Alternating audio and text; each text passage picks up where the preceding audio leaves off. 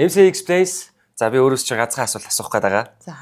Тэгэхээр нөхөн сэргээлт гэж яг юу хэлдэг вэ? Бидэрт маш энгийнээр гой тайлбарлаж өгөөч. Ер нь нөхөн сэргээлт гэдэг үгийг сонсонгууд одоо хүн болгонд одоо ямар холбоо үг орж ирдэг вэ? Гэт ингээд бодохоор тий. Ер нь нөхөн сэргээлт гэдэг үгийг маш томор ч юм уу ер нь уул уурхатай айгүй холбож ойлгодог. Одоо бидний ингээр гээд би ч яг тэгж л ойлгодог. Бүтээн байгуулалт уул уурхатай л. Тий. Тэгэхээр нэг юм өөрөөс нь хоолч юм уу одоо эн чинь маш том бүтээн байгуулалтын араас хийдэг ч гэдэг юм нэг ийм зүйл одоо хүмүүсийн толгойд буудаг.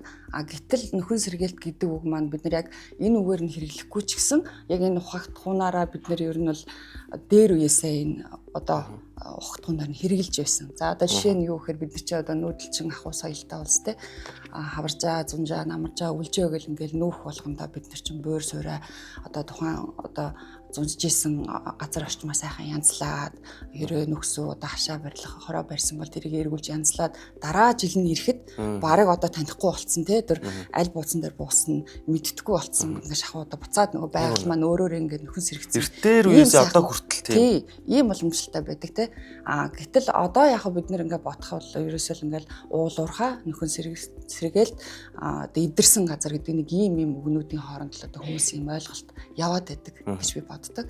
За яг одоо мэрэгжлийн зүгээс ч гэдэг юм уу одоо нөхөн сэргээлт гэдэг үг маань одоо энэ томьёол маань юу гэж ордог вэ гэхээр альва одоо дэд бүтцийн ажил, бүтээн байгуулалтын ажил, олборлолтын ажил те энэ үйл ажиллагаанууд явагдах үед юм уу одоо газрын хэвлэл эвдэгдээд тэрний дараа буцаад тухайн газараа дүүргээд нөхөн сэргээлтийн ажлыг хийгээд буцаад нөгөө экосистемийнх нь өөрийн одоо онцлог байгалаараа одоо явж болох үс хэмжээнд буцаж одоо сэргээж байгаа энэ үйл явцыг нөхөн сэргээлт гэж хэлдэг. Тэгэхээр яг усны компактын хүрээнд дээрээс нь одоо энэ чинь усны төсөл Улаанбаатарчуудын нийслэлчүүдийн ондны усыг одоо хангах юм төслийг хэрэгжүүлж байгаа. Тэгэхээр манай сорилтын санд одоо байгаль орчны мэрэгчлэлээр ажиллаж байгаагийн хувьд те дээрээс нь одоо яг нэг энэ Австралийн Мельбурн их сургуулийг яг байгаль орчны чиглэлээр одоо магистрийн хамгаалсан тийм ээ. Тэгэхээр одоо энэ усны компактад одоо яаж нөхөн сэргээлтийг хийж байна вэ? За тэгэхээр одоо түрүү хэллээ одоо нөхөн сэргээлт гэдэг маань зөвхөн энэ урт хугацаанд хийгддэг юм уу те уул уурхаан компаниудад хийгддэг юм уу нэг 10 жил 20 жилийн дараа хийгддэг юм уу гэж хүмүүс боддог байх. Гэтэл нөхөн сэргээлт бол дэд бүтцийн үйл ажиллагаатай холбогдоод ирэхлээр барилгын үе шаттайгаа зэрэгцээ хийгдэж явдаг. За ялангуяа нөгөө манай одоо усны компакт маань өөрөө Улаанбаатар хотод тий дараа нь хийгддэггүй зэрэгцээ хийгдэж явах хэрэгтэй гэдэг юм уу тий. Тэгэхээр яагаад вэ гэхээр Улаанбаатар одоо усны компакт маань өөрөө Улаанбаатар хотын хаавал дүүрэг сонгон хайрхан дүүргийн тий одоо хүн амын сууршил бүхий тийм ажил төрлийн район бүсэд явагдаж байгаа учраас барилга угсралтын ажлыг хийлээ зэрэгцээд нөхөн сэргээлтийн ажил хийгдэх явах хэрэгтэй байхгүй. За яагаад тэгэхээр одоо манай одоо баруун их усрыг шинээр байгуулах төслийн ус гүн цэвэршүүлэх үйлдвэр, хаягдл усыг дахин боловсруулах үйлдвэр. За тэгээд тэр тухайн үйлдвэрээс хэрэглэгчтэй болон их усрээс одоо тухайн усыг түүхий болон одоо цэвэрсэн усаа ингэж зөөдөг, дамжуулдаг энэ шугам хоолойн сурлуулалтын ажил чинь дандаа ийм суурьшлийн бүсэд явагдаж байгаа. Тэгэхээр тэрийг бол одоо ямар нэг хэмжээр ухаатч гэдэг юм уу те ингээд урт хугацаанд орхих ямар ч боломжгүй. Тэгэхээр одоо тухайн зурус газарт барилга угсралтын ажил хийгдлээ. За тэгээд тухайн стандарт нөгөө бидний ярьж заншлаар бол болохоо нөгөө спекийнхаа дагуу буцаад дүүргэлтээ хийлээ.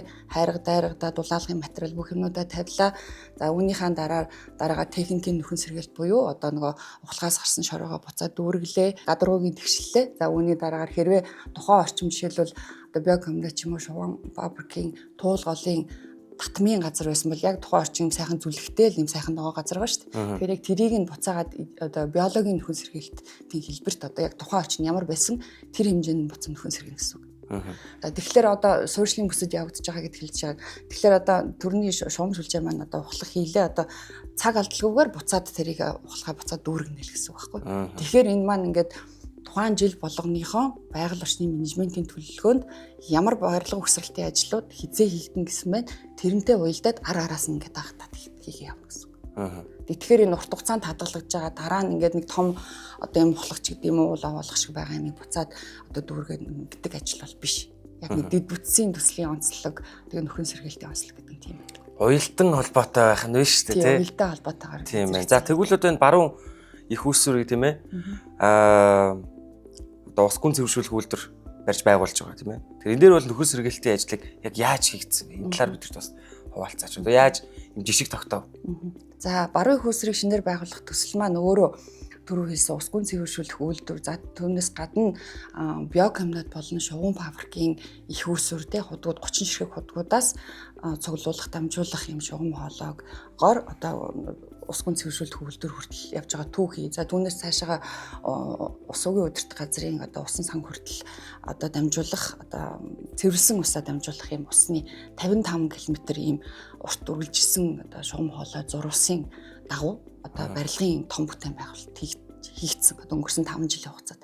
Тэгэхээр энэ 5 жилийн хугацаанд одоо тухайн жилийнхаа одоо тухайн одоо манай энэ баруун их усврийн төсөл одоо хэрэгжиж эхлэхээс өмнө байгаль орчны нөлөөллийн наривчлсан үнэлгээ гэдэг зүйлийг хийгдсэн. За тэр маань одоо Монгол улсын хуулийн дагуу болон олон улсын санхүүгийн корпорацийн гүйцэтгэлийн стандартын дагуу байгаль орчин нөлөөллийн наривчлсан үнэлгээ гэдэг зүйл хийгддэг.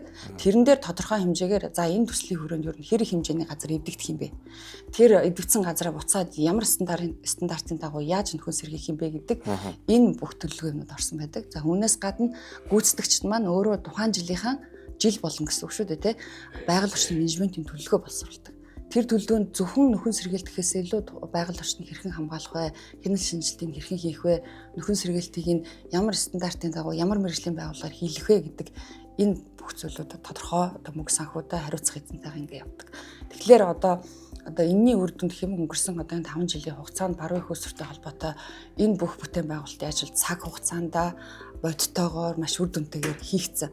За үүний нэг жишээг одоо гээд дурдах юм бол мэдээж хэрэг нөгөө энэ шугам хоолойн төсөл маань одоо ингээ газрын одоо гадар өндөрчлөөс болоод одоо өөр төвшөнд одоо шугам хоолой маань татагддаг. За одоо жишээлбэл шугам хоолой маань хаавсан тэр туулгын татмын одоо биокомбинат шугам фабрикийн тэр одоо голын дагуу юм хөндөд хийгдэж байгаа бол ус гүн цэвэрших үйлдвэр маань өөрөө сонгон хайрхан уулын бэлт буюу арай өндөрлөг газар байна тий. Тэгэхээр энэ хоёрын өндөршлийн зөрүүнд одоо шугам хоол маань зарим нэгэн газартаа ил гардаг шаардлагатай байхгүй ил явдаг. За тэгэхээр тэр шугам хоолойгоо орчны нөхцөл байдлаас хамгаалах үүднээс далан байгуулдаг. Шорон далангаар нөгөө юугаа гучгын байгуулсан.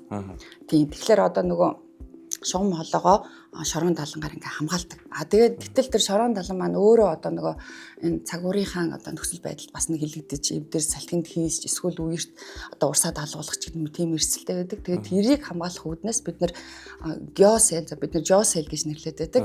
Одоо тийм одоо техникийг ашигласан. Энэ маань өөрөө юу вэ гэхээр одоо зүгээр хар үгээр хэлэх юм бол нэг юм одоо гэрийн хан шиг ингээд буцаад ингээд сунчаар ингээд сунаад нэг юм хар юм полимер байдаг байхгүй.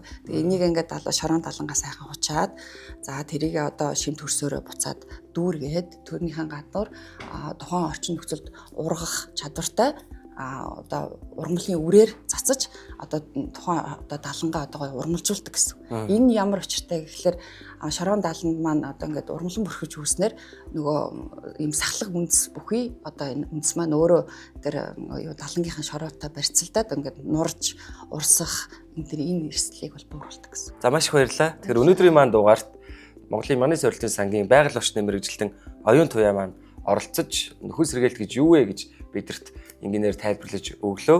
Дараагийнхаа контентоор уулзцгаая. MC Explains.